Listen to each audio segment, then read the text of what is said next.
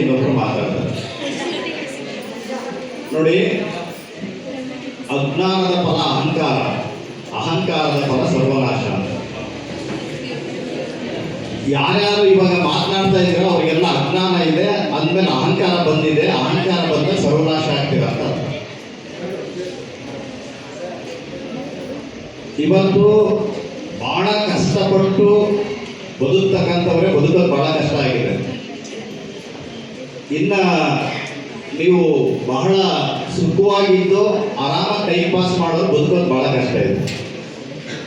ಒಂದು ನೆನಪಿಲ್ಲ ನಿಮಗೆ, ಮನುಷ್ಯನ ಜೀವಿತಾವಧಿ ಬರೀ 6 ವರ್ಷ ಮಾತ್ರ.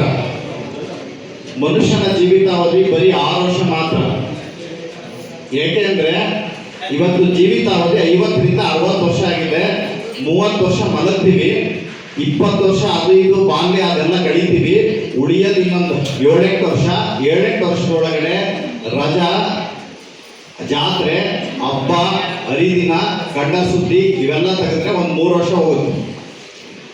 ಮನುಷ್ಯನ ಜೀವಿತಾವಧಿ ಇರೋದು 5 ವರ್ಷ. ವಾಸ್ತವವಾಗಿ ಮತ್ತೆ 60 ವರ್ಷ ಬದುಕಲ್ಲ. ಈ 5 ವರ್ಷದಲ್ಲಿ ನಾವು ಏನು ಮಾಡಬೇಕು ಅನ್ನೋದು ಬಹಳ ಚೆನ್ನಾಗಿ ಗೊತ್ತಿರುತ್ತೆ. ಮನುಷ್ಯ ಯಾಕೆ ಫೇಲ್ಯೂರ್ ಆಗ್ತಾನೆ ಅಂದರೆ ಎಲ್ಲೆಲ್ಲಿ ಏನೇನು ಮಾಡಬೇಕು ಅಂತ ಗೊತ್ತಿಲ್ಲ, ಹಂಗಾಗಿ ಫೇಲ್ಯೂರ್ ಆಗ್ತಾನೆ. ಮೊನ್ನೆ ಪೋಷಕರ ಸಭೆ ಒಳಗಡೆ ಒಂದು ಕತೆ ಹೇಳಿದ್ದೆ, ಅದನ್ನು ಇಲ್ಲಿ ಹೇಳೋದು ಪ್ರಸ್ತುತ ಅಂತ ಅನಿಸುತ್ತೆ. ಇಲ್ಲಿಂದ ಒಂದು 100 ಕಿಲೋಮೀಟರ್ ಒಬ್ಬ ವ್ಯಕ್ತಿ ಹೋಗಿದ್ದ. ಏನಕ್ಕೆ? ಭಾಷಣ ಕೇಳಕ್ ಹೋಗಿದ್ದ. 100 ಕಿಲೋಮೀಟರ್ ಪೆಟ್ರೋಲ್ ಹಾಕ್ಸ್ಕೊಂಡಾನೆ, ಒಳ್ಳೆ ಡ್ರೆಸ್ ಮಾಡ್ಕೊಂಡಾನೆ, ಎಲ್ಲ ಮಾಡ್ಕೊಂಡಾನೆ. ಹೋಗಿ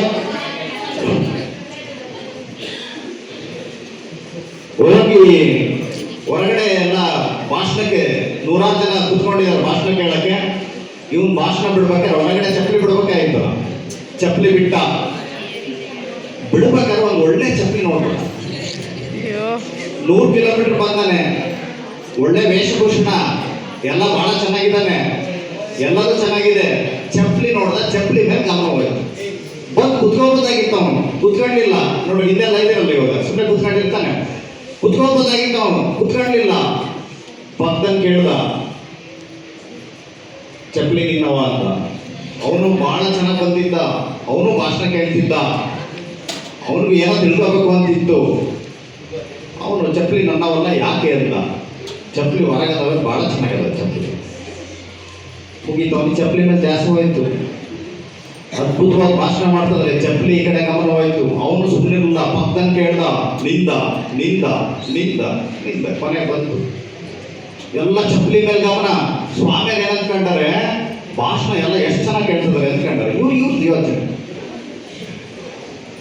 ಬಹಳ ಚೆನ್ನಾಗಿ ಕೇಳ್ತಿದ್ದಾರೆ. ಇವ್ರ ಭಾಷಣ ಸುಮ್ಮನೆ ಹೊಡಿತಾನೆ ಇದ್ದಾರೆ. ಕೊನೆಗೆ ಚಪ್ಪಲಿ ಯಾವುದು ಅಂತ ಗೊತ್ತಾಯ್ತು. ಅವನಂತ ಚಪ್ಪಲಿ ನನ್ನವೇ, ಬಹಳ ಚೆನ್ನಾಗಿದ್ದಾವೆ, ಬಹಳ ಚೆನ್ನಾಗಿ ಕೇಳ್ತಿದ್ದ ಭಾಷಣ.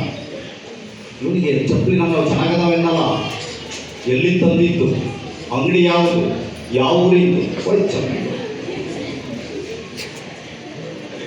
ನಾವು ಏನಕ್ಕೆ ಬಂದಿದ್ದೀವಿ ಅಂತ ಮರ್ತಿದ್ದೀವಿ.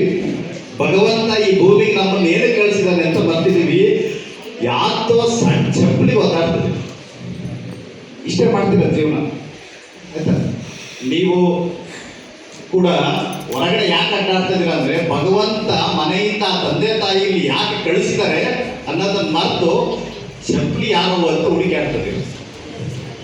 ಫಸ್ಟು ಈ ಮನಸ್ಥಿತಿಯನ್ನು ನಾವು ಸರಿ ಮಾಡ್ಕೋಬೇಕು. ಎರಡನೇದು, ನೀವು ಸರಿಯಾಗಿ ಅರ್ಥ ಆದರೆ ಈ ಮಾತು ಜೀವಮಾನ ಪರ್ಯಂತ ಯೋಚನೆ ಮಾಡೋಂಥ ಮಾತುಗಳಿವೆ. ಎರಡನೇದು, ಒಬ್ಬ ಭೂಪಾಲ ಅಂತ ಒಬ್ಬ ದೊರೆ ಇದ್ದ. ಭೂಪಾಲ ಬಹಳ ಪ್ರಸಿದ್ಧ ದೊರೆ. ಅವನು ಭೂಪಾಲ ದೊರೆ ಪ್ರಸಿದ್ಧ ದೊರೆ ಆಗೋದಕ್ಕಿಂತ ಮುಂಚೆ ಗುರುಗಳ ಹತ್ರ ವಿದ್ಯಾಭ್ಯಾಸ ಕಲಿತಿದ್ದ.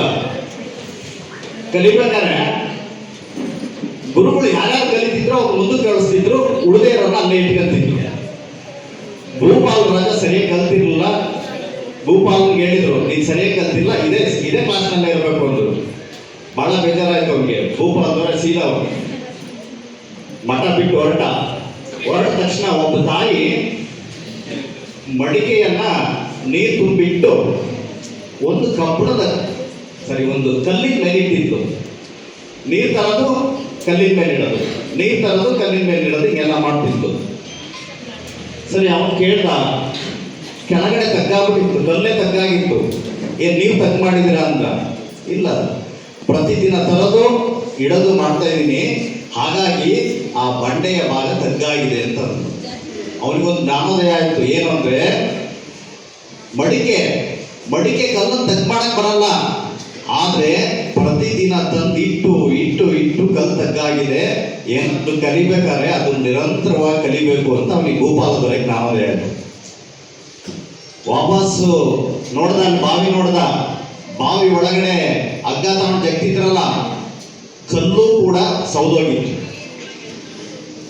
ಸೊ ತನಗೆ ಜ್ಞಾನೋದಯ ಆಗಿ ವಾಪಸ್ ಹೋಗಿ ಗುರುಗಳ ಹತ್ರ ಕ್ಷಮೆ ಕೇಳಿ ವಿದ್ಯಾಭ್ಯಾಸ ಆರಂಭ ಮಾಡಿದ, ದೊಡ್ಡ ದೊರೆಯಾದ. ನಿಮ್ಮ ಬದುಕು ಅಷ್ಟೇನೆ, ನಿರಂತರವಾಗಿ ನಡಿಬೇಕೆ ಹೊರತು ಅದು ಸಣ್ಣ ಪುಟ್ಟದಾಗಿ ನಡೆಯುವಂತ ಕೆಲಸಗಳಾಗಬಾರ್ದು. ಕೊನೆಗೊಂದು ಕತೆ ಇದೆ, ಹೇಳಿದ್ರು ಮತ್ತೊಂದ್ಸರಿ ಹೇಳ್ತೀನಿ, ಸಂಬಂಧಪಟ್ಟಿದ್ರು. ಒಬ್ಬನು ಒಂದು ಒಳ್ಳೆ ದೇವಸ್ಥಾನ ರೆಡಿ ಮಾಡ್ದ. ದೇವಸ್ಥಾನದೊಳಗಡೆ ವಿಗ್ರಹ ಇಡಬೇಕು ಅಂತ ತೀರ್ಮಾನ ಆಯ್ತು. ಸರಿ, ವಿಗ್ರಹನ ಒಳ್ಳೊಳ್ಳೆ ಕಲ್ಲೆಲ್ಲ ಹುಡುಕಕ್ಕೆ ಆರಂಭ ಮಾಡಿದ್ರು. ಕಲ್ಲುಗಳು ನೋಡಿ ಒಳ್ಳೆ ಕಲ್ಲೊಂದಿತ್ತು. ಗುರು ಶಿಲ್ಪಿ ಕೇಳ್ದ, ನೀನ್ ಬಹಳ ಚೆನ್ನಾಗಿ ವಿಗ್ರಹ ಆಗ್ತೀಯಾ, ಸೊ ನೀನನ್ನು ಬಹಳ ಚೆನ್ನಾಗಿ ಕೆತ್ತಿಸ್ತೀನಿ, ನೀನ್ ಪರ್ಮಿಷನ್ ಕೊಡ್ಬೇಕು ಅಂತ. ಅವನು ಹೇಳ್ದ, ಬಹಳ ನೋವಾಗುತ್ತೆ, ಉಳಿಬೇಕು ಬೀಳುತ್ತಪ್ಪ, ತಡ್ಕಂತೀಯ ಅಂದ. ಅದಂತ ನಾನು ಬಹಳ ಸುಂದರವಾಗಿರ್ತಕ್ಕಂಥದ್ದು, ನಾನೇ ಇದು ಮಾಡೋಣ, ನನಗೆ ನೋವು ಮಾಡ್ಬೇಡ, ಕೆಟ್ಟ. ಶಿಲ್ಪಿ ಮತ್ತೆ ಇನ್ನೊಂದು ಹತ್ರ ಹೋದ, ಅಲ್ಲೂ ಬಹಳ ಚೆನ್ನಾಗಿತ್ತು ಕಲ್ಲು, ಉಕ್ಕುವಾಗಿ ಬಹಳ ಚೆನ್ನಾಗಿ ಕಲ್ಲಿತ್ತು. ಅದನ್ನು ಕೇಳ್ದ, ನೋಡಪ್ಪ ನೀನ್ ಬಹಳ ಚೆನ್ನಾಗಿದ್ಯಾ, ನಿನ್ನನ್ನು ಬಹಳ ಚೆನ್ನಾಗಿ ಶಿಲ್ಪಿ ಮಾಡ್ಬೋದು, ನೀನ್ ಪರ್ಮಿಷನ್ ಕೊಟ್ರೆ ನಾನು ಮಾಡ್ತೀನಿ ಅಂತ. ಅವನು ಹೇಳ್ದ, ನಾನು ಬಹಳ ಸುಂದರವಾಗಿರೋನು, ನನಗೆ ಇಷ್ಟೆಲ್ಲ ನೋವು ತಿನ್ನಕ್ಕಾಗಲ್ಲ, ನಾನು ಬೇಡ ಬಿಟ್ಟು ಹಾಕು ಅಂತ. ಕೊನೆಗೆ ಶಿಲ್ಪಿ ಯೋಚನೆ ಆಯ್ತು, ದೇವಸ್ಥಾನದ ಒಳಗಡೆ ಜಲ್ದಿ ಶಿಲ್ಪ ರೆಡಿ ಆಗಬೇಕು. ಒಂದು ಕಗ್ಗಲ್ಲಿತ್ತು, ಅನಿವಾರ್ಯವಾಗಿ ಕಗ್ಗಲ್ ಹತ್ರ ಹೋದ. ಯಾರ್ಯಾರು ಅಂತ ಏನೇನು ಅಂತ ಯೋಚನೆ ಮಾಡ್ರಿ. ಕಗ್ಗಲ್ ಹತ್ರ ಹೋಗಿ ಕಗ್ಗಲನ್ನು ಕೇಳ್ದ, ನೋಡಯ್ಯ ನೀನು ಭಾರಿ ಸರಿ ಇಲ್ಲ, ಬಟ್ ಆದ್ರೆ ನೀನನ್ನು ವಿಗ್ರಹ ಮಾಡಬೇಕು ಅಂತ ತೀರ್ಮಾನ ಮಾಡಿದ್ವಿ. ಭಾರಿ ಹೊಟ್ಟ ತಿನ್ಬೇಕಾಗುತ್ತೆ, ಯಾಕಂದ್ರೆ ನೀನು ಇರೋದೇ ಕಗ್ಗಲ್ಲು, ಭಾರಿ ಹೊಟ್ಟ ತಿನ್ಬೇಕಾಗುತ್ತೆ, ಅದನ್ನೆಲ್ಲ ಸಹಿಸ್ಕೊಂತೀನಿ ಅಂದ್ರೆ ನಾನು ನಿನ್ನನ್ನ ಮೂರ್ತಿ ಮಾಡ್ತೀನಿ ಅಂತ ಹೇಳ್ದ. ಸರಿ, ಅದಲ್ಲೇ ಹೇಳ್ದ, ಅಯ್ಯೋ ಭಗವಂತ, ಸೊ ನನ್ನನ್ನು ನೀನು ಮೂರ್ತಿ ಮಾಡ್ತೀನಿ ಅಂದ್ರೆ ನಾನು ಪುಡಿ ಆದ್ರೂ ಚಿಂತಿಲ್ಲ, ಮಾಡು ಅಂತ ಹೇಳ್ದ. ಶಿಲ್ಪಿ ಎಲ್ಲ ಕೆತ್ತಿದ, ನೀಟಾಗಿ ಕೆತ್ತಿ ಎಲ್ಲ ರೆಡಿ ಮಾಡ್ದ. ಸರಿ, ಒಳ್ಳೆ ವಿಗ್ರಹ ಆಯ್ತು. ವಿಗ್ರಹ ಆದ್ಮೇಲೆ ಗೊತ್ತಿದೆಯಲ್ಲ ಮುಂದೇನಾಗುತ್ತೆ ಅಂತ, ಕರ್ಕೊಂಬಂದು ಅದಕ್ಕೆಲ್ಲ ಅಭಿಷೇಕ, ಎಲ್ಲ ಕಳಶ ಇಟ್ಟರು, ಎಲ್ಲ ಇಟ್ಟರು. ಪ್ರತಿನಿತ್ಯ ಪಂಚಾಮೃತ ಅಭಿಷೇಕ, ಹಾಲಿನ ಅಭಿಷೇಕ ಎಲ್ಲ ನಡೀತಾ ಇತ್ತು. ಇನ್ನು ಹೊರಗಡೆ ಎಲ್ಲ ಮೆಟ್ಲು, ಕಾಯಿ ಹೊಡೆಯ ಕಲ್ಲು ಎಲ್ಲ ಹೋಗ್ತಿದ್ವು. ಅವನೇನು ಕೇಳಕ್ ಬೇಕಾಗಿಲ್ಲ. ಫಸ್ಟ್ ಕಲ್ಲು ಕೇಳಿದ್ರಲ್ಲ, ಅದು ಬೇಡ ಅಂತ ನಾವು ನೋಡಿದ್ರು, ಬಹಳ ಚೆನ್ನಾಗಿದೆ, ಕಾಯಿ ಹೊಡೆಯ ಒಳ್ಳೆ ಕಲ್ಲು ಅಂದ್ರು. ಕಾಯಿ ಹೊಡೆಯ ಹತ್ರ ಇಟ್ಟರು.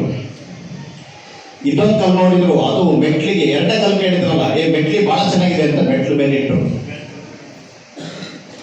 ಸರಿ, ಪೂರ್ತಿ ಒಳಗಿರುವ ಮೂರ್ತಿ ಆರಾಧಿಸ್ತಾ ಇದೆ. ಲಕ್ಷಾಂತರ ಭಕ್ತರು ಬಂದು ಅದಕ್ಕೆಲ್ಲ ಪೂಜೆ ಮಾಡ್ಕೊಂಡು ಹೋಗ್ತಾ ಇದ್ದಾರೆ.